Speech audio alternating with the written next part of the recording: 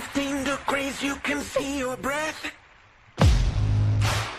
Out here in the lake effect, breaking tables like it's poetry.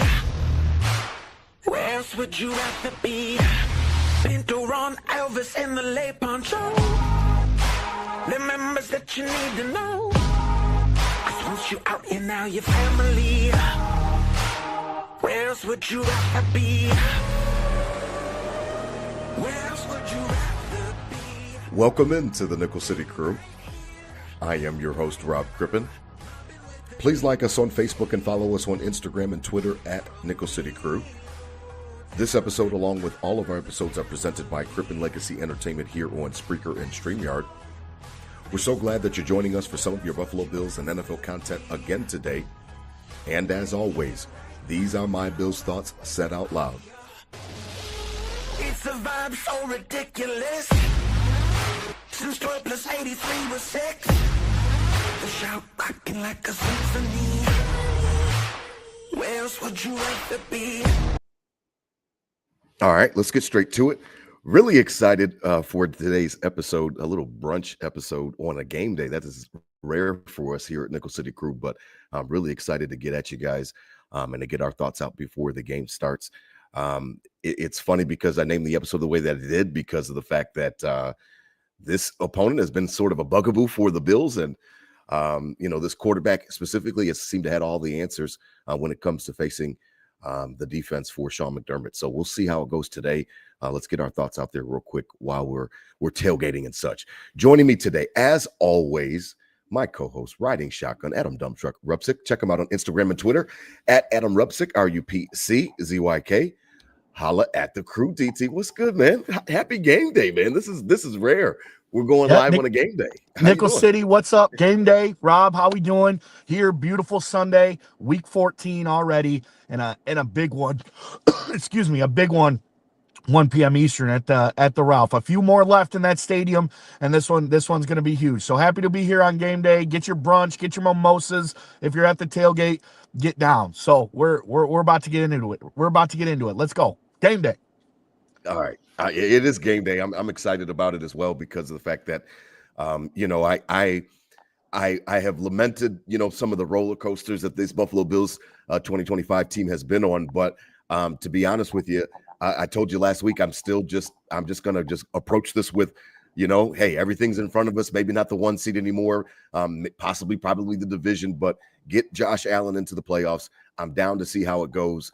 And I'm ready for it. Now, DT, I named the episode the way that I did because, Joe Burrow is kind of a bugaboo for this Buffalo Bills team. He's undefeated against the Bills. We haven't played him that much, obviously 2 games and a quarter with the DeMar Hamlin game being canceled. But DT, he's had the answers. This is a quarterback that plays a lot. You hear that comparison. He plays a lot like 12, plays a lot like Brady, classic pocket quarterback.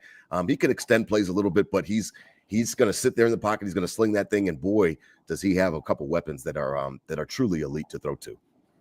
Yeah, I mean, he's precision, cool, Joey cool, right? Joey Burr, like get the chill dude. And of course he's got to be back against the Bills. Been out all season, and he's of course getting healthy the week before, a little warm-up game last week against the Ravens, ready to go. And you said it, very composed back there, gets the ball out quick, and a couple badass weapons to throw it to. I mean, Jamar Chase and T. Higgins are better than anything Tom Brady ever had. So it's a scary combo, it's a scary combo. And they've proven they can beat us in Cincinnati. They've proven they can beat us in Buffalo. It's a tough squad, but we're in a must-win situation right now. So it's going to be an interesting day. Definitely somebody you need to be concerned about in number 9. We can hope he's still a little rusty, and the boy is made of glass, and hopefully this cool weather makes him feel it today at 1 o'clock. He's made of glass. I like it. Yeah, I mean, he's got some weapons, and I think that's, one of the things that I wanted to talk to you about before we get out of here. I know this is going to be a quick episode, but I wanted to get your gauge on what kind of game you think this is going to be, because from my perspective, I think that it could either be a shootout, in which case, Burrow's got the answers and he's putting up points. And then the Bills are going to be forced to keep up on offense. You know what I mean? It won't be a situation where I think that they could just grind the clock. Now, they might take that approach. And you remember, I think it was during the COVID year, DT, where we played KC and we invited them to run. And we just said, we don't want Mahomes to beat us. So we just let the running backs just get their yards. And they're popping off 6-7 yards a carry. And we still almost, we almost won the game. We lost eventually. But do you think the Bills will approach this offensive, game plan as just go at it with James Cook and just feed him and feed him and feed him? I mean, this defense is historically bad. They're bad against the pass. They're bad against the run. So you really should have your way either way, whatever way Joe Brady wants to attack it. But I feel like if you get into a shootout with these guys, you might come up on the wrong end. So I don't know necessarily if I want to invite Joe Burrow to kind of be throwing that ball around. I know that the pass rush is limited because of all the injuries on the defensive line, but I want to find a way to limit his opportunities. And if that means Chase Brown goes off or, grabs a whole bunch of yards, then I think I would rather have that than seeing, Higgins and Chase go off of me. I don't think that's a good recipe.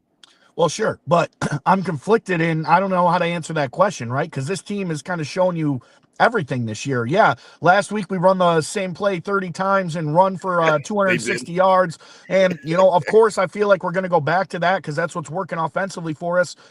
That will help bleed the clock. But also, you see this team at home go up against the Tampa Bay Buccaneers a few weeks ago, and it turns into a shootout because, Baker Mayfield, they got some weapons. They can move the ball. We miraculously found a downfield passing game, and it turned into a shootout in that situation. So I really don't know what the Bills are going to do today.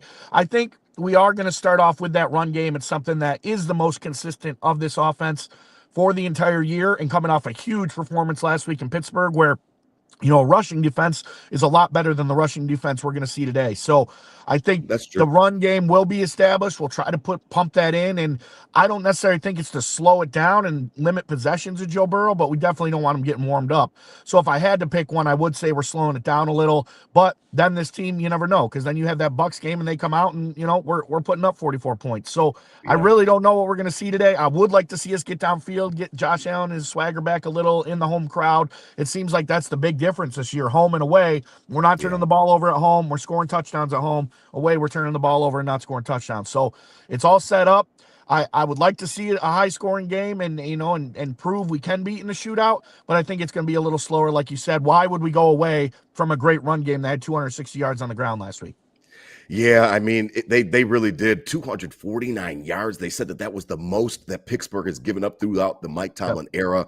They trashed them all day. And yes, you're absolutely right. Brady hit that spam button and just kept pressing it like Madden and just kept running the same, couple plays duo and such things. So it'll be interesting because, James, I love James Cook. So, I know that I feel like he's capable. The weather might play a factor, DT. I see that it's, the snow flurries. I'm watching on pre-games and stuff like that, and they're showing Buffalo live views and in Orchard Park, and it's snowing.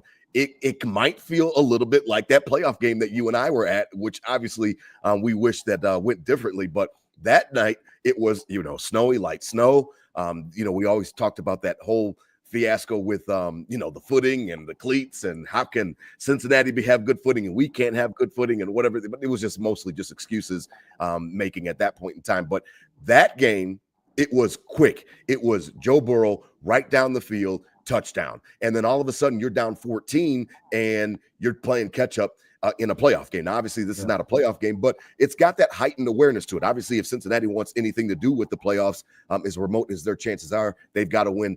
They've got to win out pretty much. For us, we can't continue to lose games because we're going to fall behind even further in that schmozzle of that AFC wild card. So for me, everybody's awareness should be heightened for today. DT is my main point. That there should be no slip ups in respects to today's matchup and the opponent. Now, for me personally, DT, and you could speak to it, I don't disrespect this team.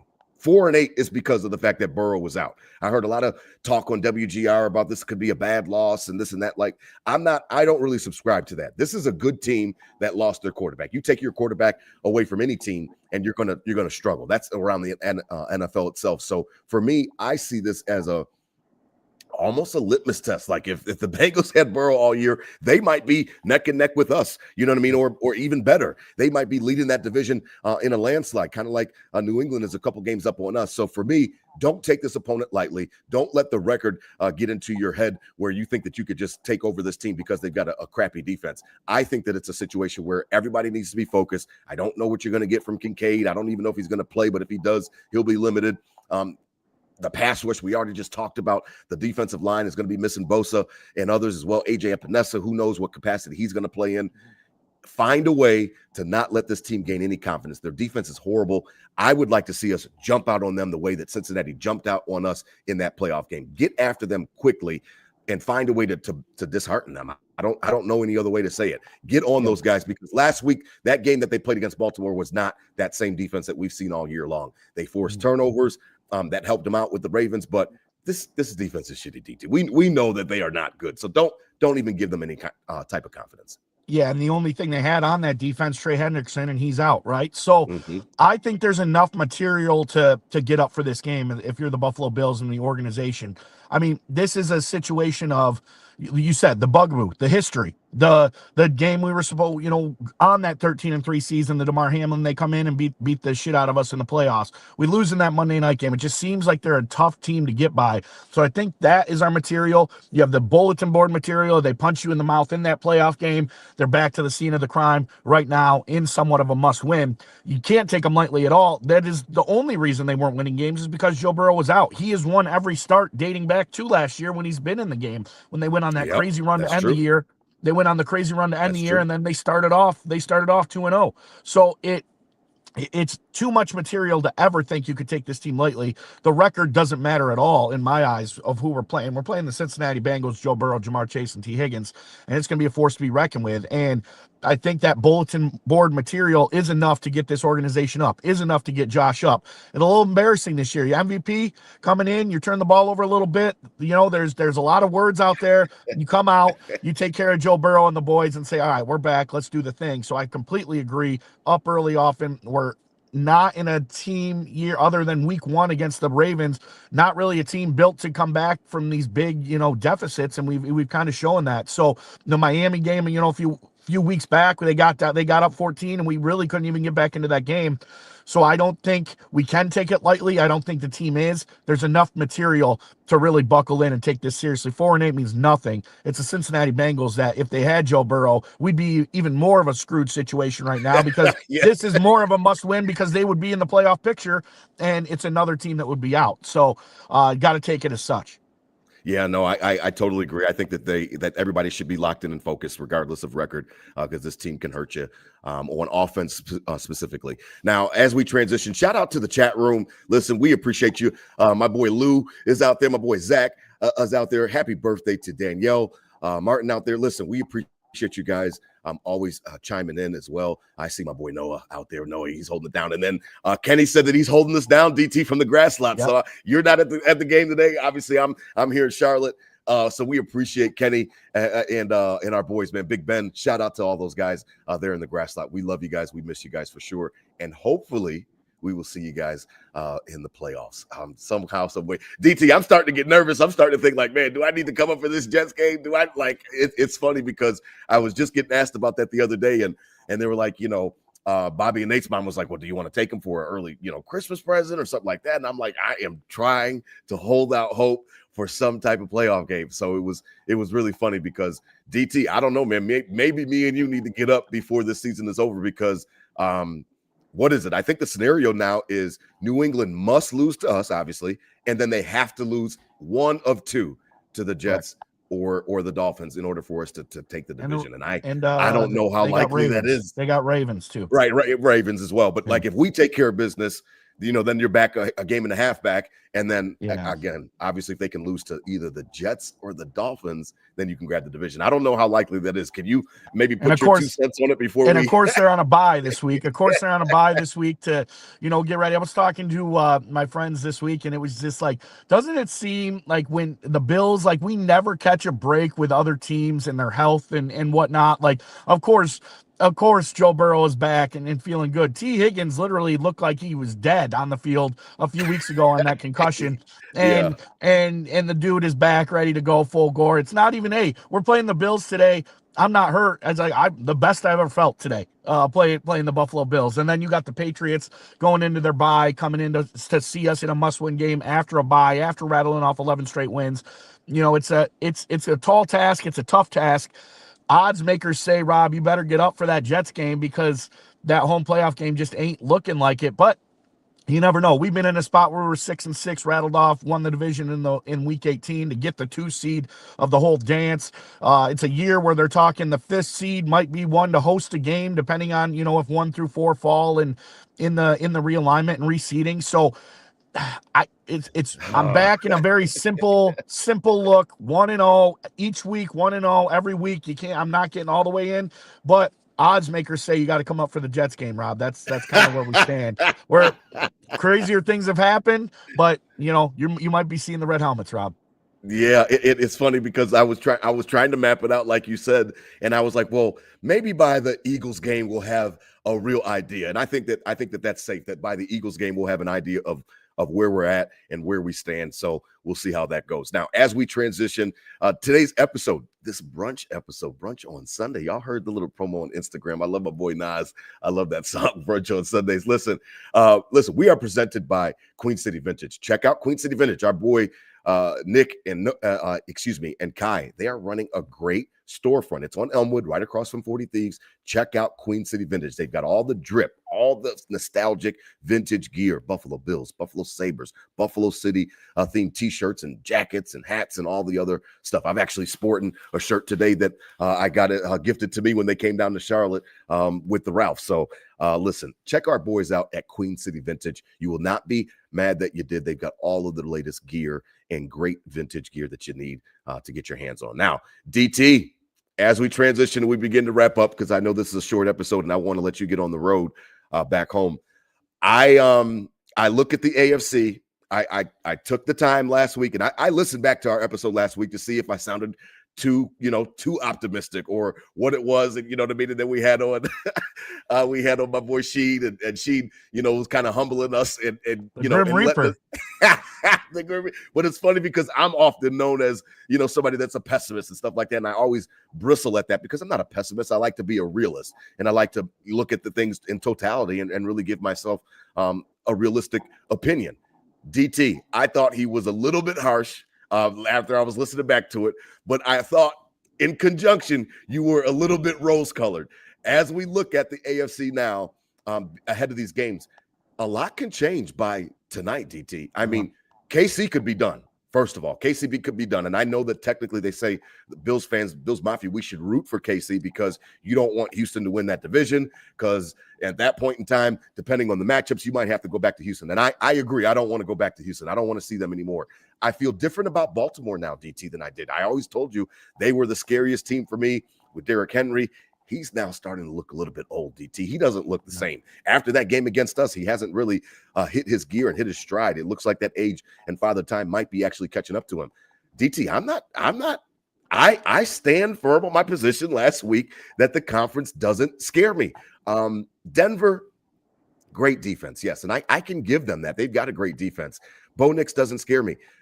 Conversely, the Colts are changing right before our eyes. Like what we talking about the Colts and they've got all these wins and then all of a sudden they start to lose games. Now you've got Daniel Jones on one leg with a fractured, tibia that he's playing through or fibula, whatever it is. Things are looking different. And I'm always going to be scared of JT. DT, I don't know, man. I listened back to last week's episode and I'm going to stand firm. I feel like the conference is wide open enough that you get Josh Allen a ticket. I don't care if it's 5, 6, 7 seed. He can do some damage. Now, obviously, you would prefer to have the 5 seed, but I don't know if it really much matters. It would be depending on matchups, and I don't know if there's a matchup that I'm shaking in my boots. I just can't say it right now. I really can't. I'd agree. I'd agree, and you know, and I will say I was definitely a little rosed up last week because I had to defend the boys. I had to defend the honor. I had to, you know, we're not giving up. I will never give up. I will never give up when 17's our quarterback. I won't. It's just not possible. And I said that last week. Now stand by that. But the thing with this AFC playoff picture, Rob, is, you know, we are in our bubble, the Buffalo Bills bubble. We're looking at our seating, our situation. Are we getting a home game? Are we not? Are we making like we're so involved in us, in our bubble, and that's great because we are the fanatics we are. But the whole rest of the AFC is doing the same thing. There's a lot of cannibalization that can happen out here, Rob. The divisional games coming down the stretch mean a lot, you know, in these seedings. As you see obviously it's not a divisional game tonight, but the Chiefs, Texans are playing. The Colts got to play the Jaguars, and then they got to play the Texans again. They're all kind of playing each other and winning and losing, and I think there's going to be a big logjam of these 6-loss teams, you know, kind of everywhere in that. So I am not afraid of anybody. I would do anything but play the Chiefs still. You know, that's never going to change when it comes to the playoffs. We've shown we can beat Baltimore, even though Derrick Henry looking a little old. They're a tough roster, and they might be peaking, you know, later if they get going against Pittsburgh today and rattle off a few at the end of the year, win that division. They're in something. Weird, but we'll see. But I don't want to play the Chiefs, Rob. I'll do anything but play the Chiefs, and that's just straight up, you know, the horror we went through in the playoffs. I can't do that again. If they're out, I will say I like us against anybody in this picture. It's going to get moved around. You know, that right. Denver still got to play the Chiefs and the Packers and the Chargers. Like, there's a lot of matchups coming up on all these teams' schedule that are ahead of us and behind us that are going to, cool. kind of jumble everything up. So door is open. I'm not afraid of anybody but the Chiefs in the playoffs. And I think, you know, that's what we have to go with. Let it all shake out. Every week is going to be, it's kind of been a different picture. Every Sunday in the beginning compared to every Sunday in the afternoon, it's been a different picture. But the Bills have been somewhat consistent in that line. So we're going to hope we stay in that consistently level, kind of creep up as these teams cannibalize each other. Not scared of anybody in the playoffs. Don't want to see 15 in the boys. Yeah, no, I understand why you say that for sure. You know, nobody really wants to see him, and I agree with that. You know, shout out Bobby Hansen. We love you guys over there at I-86 Network. Listen, I mean, if you need to see the standings, you can. Now, DT is absolutely right, though. It is going to change, and it's going to continue to be fluid. The Bills are sitting in that 7th spot. Now you've got Indy in the 6th spot, and then the Chargers are actually at 8-4 as well in the 5 spot.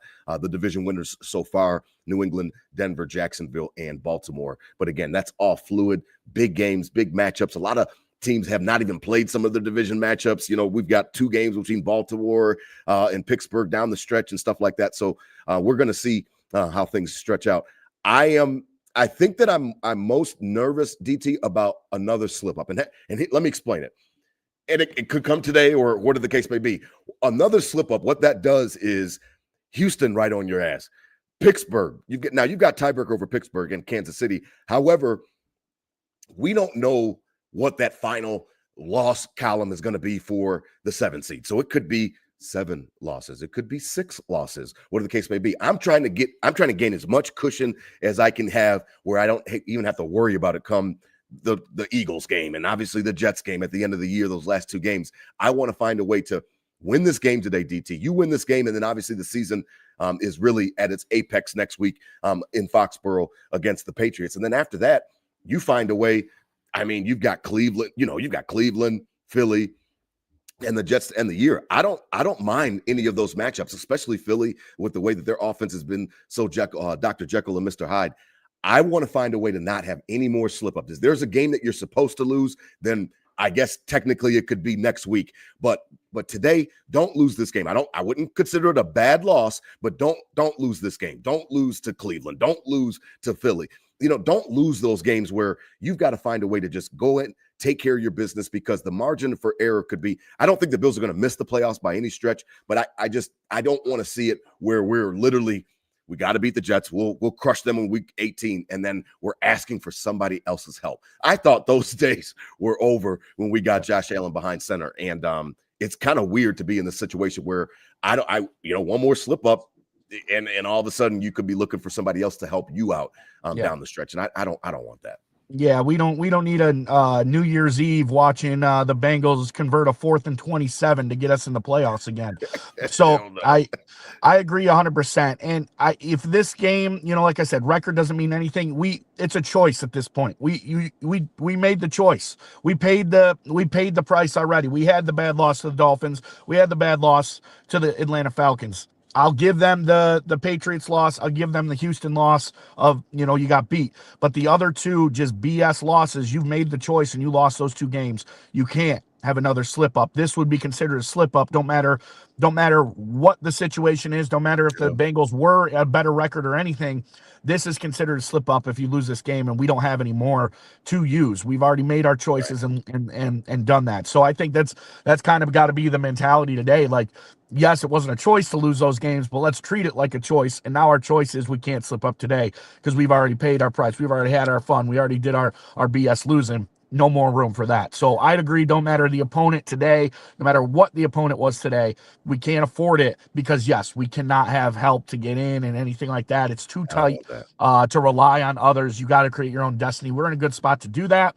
But, yeah, it can't be a slip up. We made the choice to slip up. The choice today is not.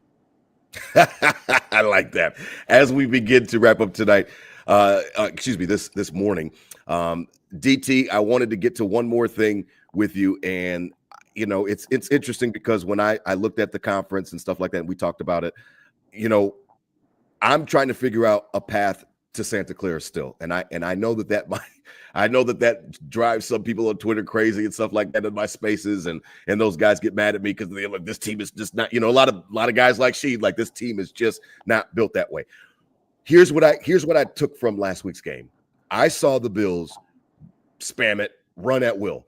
Now, and against a decent defense, or whatever the case may be, they're high priced, but they've been a little bit underachieving. I've seen them all year run the ball when they wanted to, pretty much. You know what I mean? Like, they've been able to run the ball. There's been very few games where we tried to run it and we were just shut down.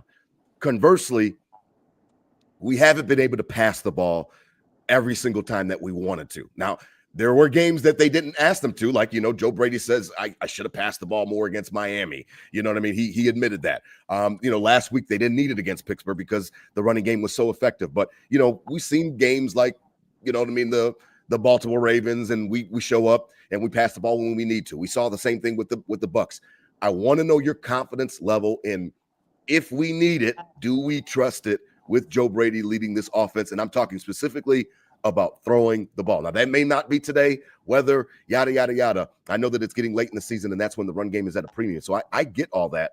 But if you do get in a situation where you are in a shootout, what is your confidence level that Joe Brady has the goods? They make fun of him because he says he presses the spam button on mesh. He runs it all the time. I just read a piece with Bill Barnwell talking about how he loves mesh. Mesh should be a part of every NFL offense, but he says Brady overdoes it, though. Like, Brady, he's doing it to create separation all the time, and that's not what you really want to use mesh for. It can't be the spam button. What's your confidence level? This guy has been under the microscope all year. The hot seat has been on for him. It looks like he's not getting that job at Penn State or anything like that. So it's really going to be down to the Bills wanting him back next year to be lead this offense. Yeah. What's your confidence level on, can Joe Brady dial up a passing game that is efficient and sufficient when it comes time? Because Houston, I know you like to say we lost by a toe on the outbound line, but that pass game was not working all day long. No. And yes, we were still good enough to be in it, and that's a credit to the team and McDermott's defense and yada, yada, yada. I get all that. There are times this season that we have not been able to throw the ball effectively, and I don't want it to rear its ugly head when we need it. I understand that we've done it a few times. I want to know, can he do it when we need it? Because you may be able to run James Cook all the way to Santa Clara. You may not. You may not. You may need Josh Allen to be Superman. I think you do. I think you are going to need it, and I don't know. We've really only seen it once, this year where it was like needed and get up the field in that Buccaneers game to get the ball down deep. And In the so Ravens I game can't, too. The so Ravens I, game too. yeah, true. And so I can't sit here and tell you I'm super confident. I'm confident in Josh Allen and his abilities to make magic happen. And, and that could be, but in Joe Brady, I'm not confident this year. I mean, we're talking run, run, run. When we do pass, it's behind the line of scrimmage. I mean, Khalil Shakir, 62% of targets are behind the line of scrimmage, and they're not even at the line of scrimmage. It's 4 yards behind the line of scrimmage, so we need 6 yards to get the 2 yards we actually need. I think in a misuse of Josh Allen in a way of I haven't said this on Nickel City all year, but one thing I kind of noticed and was talking about last week, Mhm. this behind the line of scrimmage passing game is not his skill set. Like, he doesn't have that touch. He's not a pure Yeah. quarterback in that. He doesn't have that nice little loft out to the Yeah. running back in space to give him that extra lead to get that screen in motion. It looks uncomfortable for him. The mechanics of Josh Allen behind the line of scrimmage, it's awkward, it's weird. Yeah, the ball's usually not where it's supposed to be, or it's in too hot, or I don't know if you remember the slant last week to Khalil Shakir, like on the goal line, and it was like Josh just put a 12 gauge through the dude's chest from point blank. It's just not where Josh Allen's comfortable, and so I don't like that. I want him to be confident and comfortable and hose it down the field. See somebody 10 yards. We need some more from Gabe Davis. If we brought him back, it's got to be for a reason, and it is a downfield situation. So we Or need to get up Brandon the field Cooks. more. Lou's The asking about question, Brandon Cooks. yep, yep. You know. The question of, am I confident in Joe Brady to turn on a passing game? Not this second, no.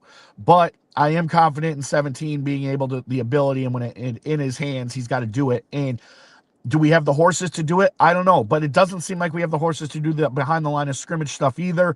And it's putting our all-word quarterback at a disadvantage in a skill set he's not great at. So I don't know, Rob. I'm not overly You're not confident really answering in my that. damn And question. you are right. You are right. You are right. We're gonna need it, and I'm not overly confident that we got it.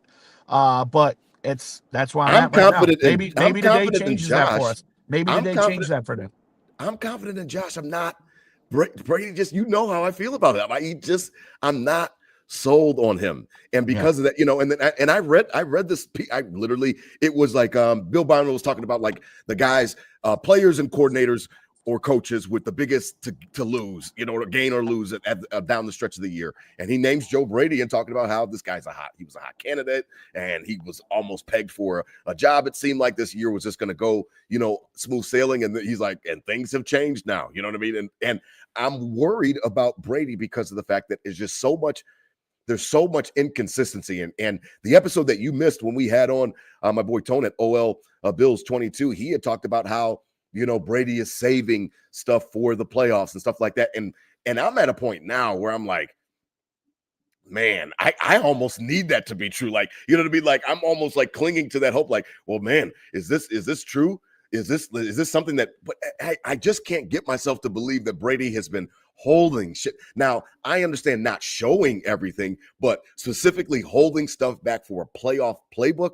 I have a tough time believing. I mean, maybe he has a playoff playbook and we're going to cruise to Santa Clara because he's getting ready to be one of the greatest offensive coordinators we've ever seen in the last decade. I just don't know.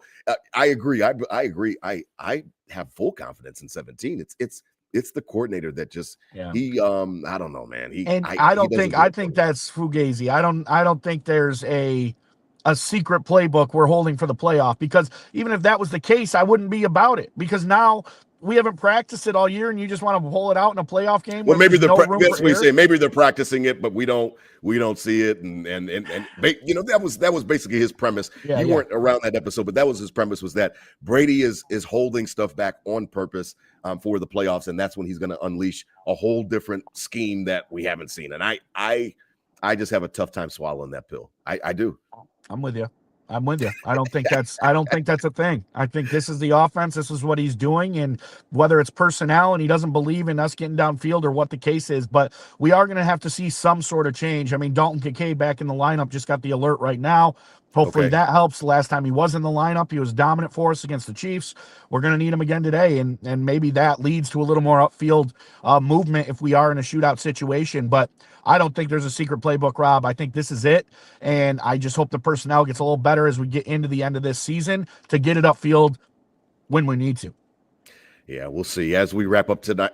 This afternoon, this morning. This is breakfast. This is brunch with the crew. I'm all thrown off. We rarely do game day pods, so we really appreciate all the listeners out there. We see you guys in the chat room and stuff like that. So we really appreciate you guys and your support. You guys can do anything before the game, so we appreciate you locking in and tuning in. Now, last thing, I don't want to spend much time on it. I'm ready to close shop. But I got into a couple, not arguments, but back and forth debates. This whole Slay thing, DT, I wanted to know what you thought of it because I didn't, not arguments, but Twitter banter back and forth. It seems to me that a lot of people are either they're one side or the other. F them, make them force them to retire, or I'm on a different camp, and I'm like, who cares? Now, I did get a great point last night. Somebody said, well, if you let him just go and you waive him, you're setting a bad precedent. And I didn't think about that. And he was like, these players agreed to this in the CBA with the Players Association, with the NFL. It's a bad precedent if you just drop Slay and let him get his way, whatever the case may be. When I heard him talk, I understood what he was trying to say. A lot of people seem to be offended by it, whatever the case may be, or taking it as a shot against the Bills Mafia and against the city of Buffalo. And I just did not read it that way. I read it as he's football old. He's not old, okay? We all know that. We all are not. None of us are idiots. He is football old. He's 34-year-old corner. He just got cut by the Steelers, and he doesn't want to move to Buffalo. Now, what would he be doing? He'd be living in a hotel. What's his role on the team? His role, he's a backup, and he's going to be break glass in a case of emergency. He's depth. We don't want to get caught with our pants down again. Benford goes out, last year in the AFC Championship, and all of a sudden you get, Kyer Elam getting toasted all over the field. So I get that they wanted a little bit of depth that was better than, Jamarcus Ingram or Dane Jackson, whatever the case may be. DT, where do you stand on this? Because, half the Mafia is like, fuck him, make him retire, this and that, and he's a baby, and he's whining. And I'm like, I didn't receive it that way. I received it as a grown man who is football old, who doesn't want to move to Buffalo. If he was going to do anything after he got cut, he wants to go back with his boys in Philly, or obviously or Detroit. I don't know, man. That doesn't get me all riled up, man. Just drop him, cut him, let him go.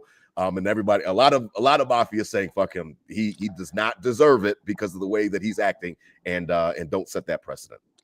I'm with you. Who cares, right? I mean, I love the move. I like the move in general because you said it best. I mean, we got AJ Klein coming off the couch to play in a divisional game, with us and against the best tight end in football at the time. And we lose that playoff game. We blame it on the injuries. Christian Bedford comes in, we get carved up. Cole Bishop playing back there, we get carved up last year when they go out. In this situation, yes, I would rather have a Darius Slay in the AFC Championship game come in the fourth quarter as opposed to a Jamarcus Ingram, a Cam Lewis, or whatever that is. So yes, right. I believe it was a good move in that sense.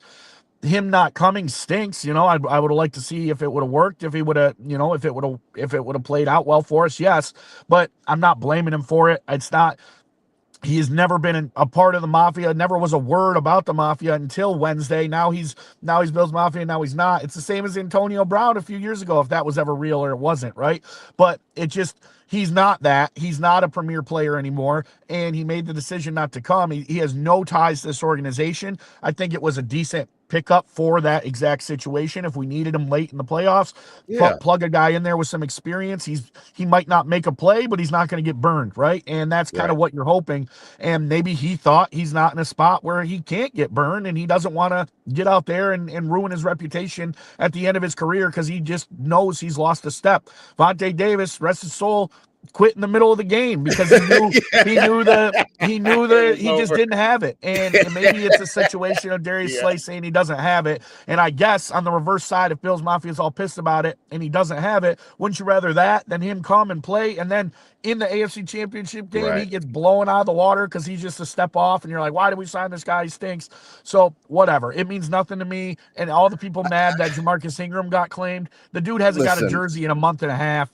Like, come Right, on, yeah, and they like knew that chill when they out. put him on waivers, like, they knew that they could lose him, so they were already Yeah, comfortable possibly losing him. Of course, Bean told them when they released him, "Hey, listen, sit tight, hang out at your house, don't go anywhere. We're gonna bring you back tomorrow after you clear waivers." They didn't probably expect him to get claimed. He got claimed by Houston, so good for him. He's gonna get some game checks these last couple weeks of the season, so that's good for him. I'm happy yeah. for Jamarcus that he gets a little bit of a bump in the raise. I just don't have much. I don't have much for the whole Slay thing where we're trashing him and he's a baby Not an and issue. make him retire or sit out. Like, you could do that. I just don't think that it's worth the publicity. Just let him go. If he wants to go play with Philly or Detroit, then let him just go play with his boys or whatever the case may be. Like, he wasn't going to factor enough here for us where I care enough, where I want to be the team that's, nope, you got to either play or sit out, and go retire. Like, it's just not, This isn't an off-season not worth it. we're not acquiring them in the off-season. We're not moving assets for them. We're doing nothing. We signed them off the street 2 days ago. And I don't get it. But I mean, yes, I understand that we lost Jamarcus. I felt bad, but I am happy that he got picked up. So it's all good, man. And you're right. He wasn't getting a jersey. So it is what it is. Listen, as we wrap up tonight, this morning, this afternoon, listen, out there, Bills Mafia, enjoy the game today. DT, you and I are going to have to really have a conversation after this week. We're going to look at the AFC and see. I might have to come up for the Jets game. I don't want to, but I might have to. A lot will be known tonight after we see Houston and the Chiefs. We'll see, man. The Chiefs could be done by tonight, and then you got one less team to worry about. Obviously, Houston is on our butts, but you know what I mean? That's just something you got to deal with, and you just got to keep winning. So we'll see. Bills today, your prediction, do they get it done against the Bugaboo, Joe Burrow? I think they do. I'm going to hang my hat on 9, still a little rusty, doesn't have the cohesion of a whole season with these guys, just kind of coming out and winging it might not be good enough for week 14. Sean McDermott's defense playing a little better. We're in that bend, don't break mentality. The pass rush loss will be big, but other guys got to step up, and I'm hoping that is the case. A couple turnovers at home, get the Mafia, the crowd into it. Cincy, I guess, would travel a little bit, but I think people are really digging in here to the last couple games at the Ralph. People don't want to miss these. It's going to be heavy Bills all day. The tailgate's rocking, as we've seen from Kenny and the squad, that it's ready to go.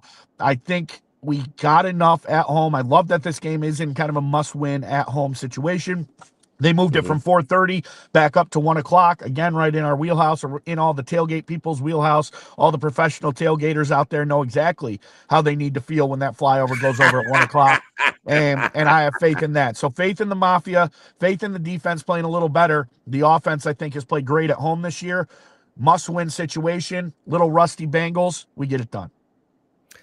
Yeah, I mean, I will say Bills find a way to win. I am most nervous about the pass rush, and if Joe Burrow just sits back there. And I know that you're saying that he's rusty, whatever the case may be. He looked a little rusty. He also dropped some dots last week, as the kids say. That one in the corner to that one tight end, the Yoshivas touchdown. I mean, he is. I mean, he's a surgeon. He is surgical back there with that thing. So I am most worried about, we're not getting much of a pass rush. We only got Rousseau really to apply pressure. They might just chip him or double team him, whatever the case may be, with the line. And then Joe Burrow is just sitting back there and dissecting and throwing that ball all over the yard.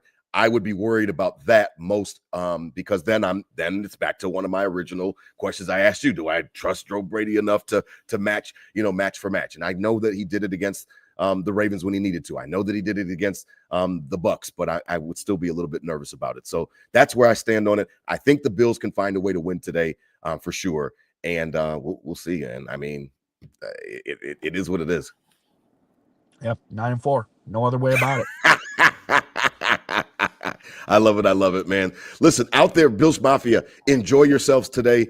This was a rare episode for us on a game day, but we appreciate you guys locking in with us. Shout out to all the listeners. We love you guys. Again, I won't shout you all out again, but Lou and Zach and all those guys, man, I really appreciate you guys for sure. Listen, spread love out there, not hate. Be safe today. Get home safe. Travel that weather. I heard there was an accident on the way to the stadium that was slowing up traffic. So everybody just be safe.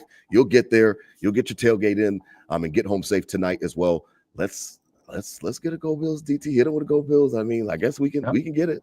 Get it? Game day, the energy's different. We're live. We always get up. 1 o'clock's our shit. 9-4. Go Bills. I love it. I love it. I love it. Go Bills. Oh, I love it. I love it.